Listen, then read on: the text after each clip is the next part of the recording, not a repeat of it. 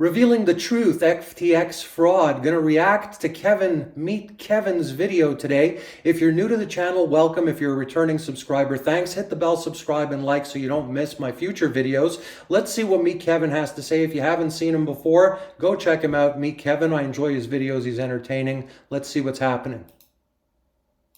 You cannot believe the bankruptcy filing for FTX this morning, and it is a complete disaster. It is such a disaster, and it is such a disgrace that one of the most respected columnists at Bloomberg, Mr. Cruz, this morning wrote, if you had told us 3 months ago Alameda was embezzling funds with FTX, nobody would have believed you. So, you know, what happens is, when there's so much hype and excitement out there, and when someone looks like they're a very innocent type of mild-mannered character with pedigree, if you don't look closely, you can get taken. It's really that simple. And although everything has not yet come out factually to the T, I can say one thing's for sure. It's going to be very difficult for anyone in the near future or in the next year or two, I believe, to perpetuate this type of an event happening. And I don't think that all the you-know-what's hit the fan yet. I think there will be others, but I also think that with every bad comes a good, and a big light's been shone on the industry, which is going to help the industry benefit and prosper in the long run. Not in the short term, but definitely in the long run. Let's watch more. FTX had a seat at almost every single major financial conference, right next to the Barclays and the Goldman Sachs and the major institutions. And of course, that helped to give them credibility. And at the same time, you have even Tom Brady involved in there, being an investor, I believe, along with his ex-wife and many other well-known people and celebrities too. And certainly plenty of seats around Democrats, given Sam Bankman-Fried's over $30 million of donations in election cycles. Well, now U.S. securities regulators are considering filing charges against Sam Bankman-Fried, which would lead to his extradition from the Bahamas to the United States, where he could be charged and potentially arrested as soon as within the next week. Now, yesterday, Sam Bankman-Fried was... You know, hypothetically, I have to say this because you don't know yet, but it doesn't look good. So let's assume hypothetically he's guilty.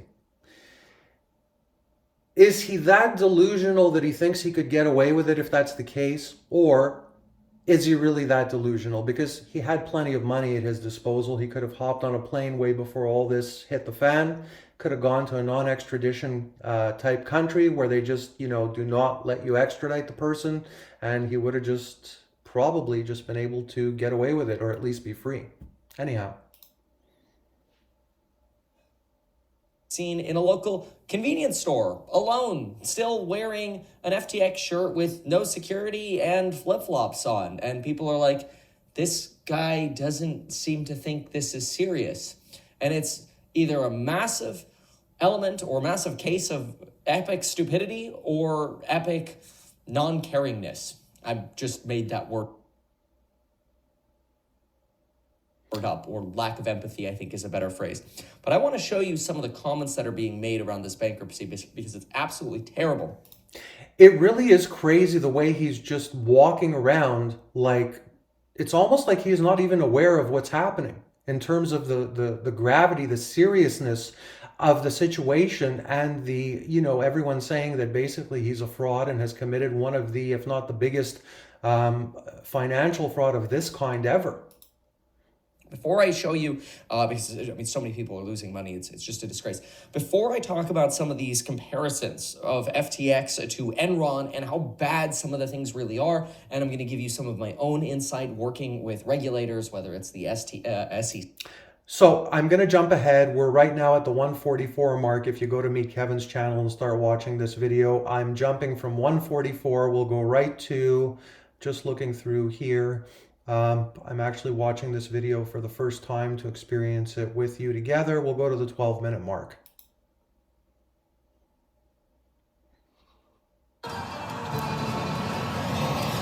right After this commercial break.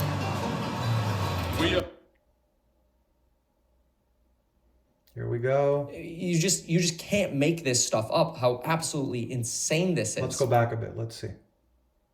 First platform, Decentraland. I have substantial concerns as to the information presented in these audited financial statements, especially with respect to the metaverse audited side. You just can't make this stuff up, how absolutely insane this is.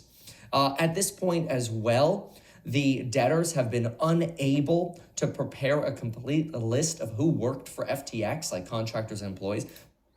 It looks like he's going to have, first they said 100,000 creditors, which seemed low with all the accounts and all the activity that was part of FTX, 1 million creditors and more. They don't even have a proper understanding of their company organization and who works for the company. And this is so disgraceful.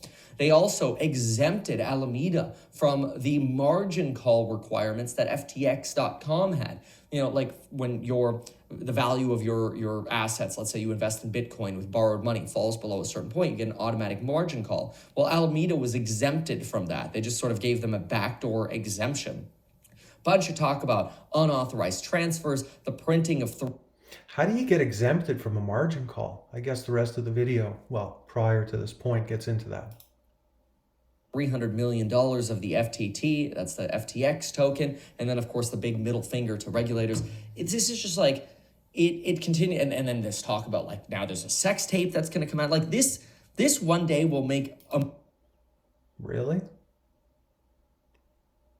I don't think that these are the types of characters that would be interesting in that sort of tape, but okay.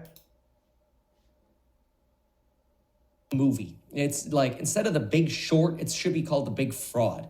So many people were duped by this. It's just so disgusting. It's terrible. And quite frankly, I think it's the biggest learning lesson for all of us, especially me. You know, I feel like I can't promote any company anymore other than my own. You know, I've promoted excellent companies on this channel, from M1 Finance. I think Webull and Robinhood have been wonderful, although now it makes you wonder, like, do they have any exposure to this sort of crypto stuff, right? Ladder Life Insurance, MattKevin.com. Thank God that it's really a software that's the underlining thing that gave birth to the possibility of all this, because if it wasn't for Bitcoin, I can tell you right now, with what's happened, the whole industry would be vaporized, disappeared, and in my opinion, many would be going to jail. But that anchor of Bitcoin and the fact that the software is useful kind of mitigates a lot of the, SH*T coins that have been out there, which, as I've been saying for many, many months, most of them, over 90% of them, would disappear anyway, but this is going to accelerate all that. So I hope you enjoyed the video, and I hope to see you soon. Take care.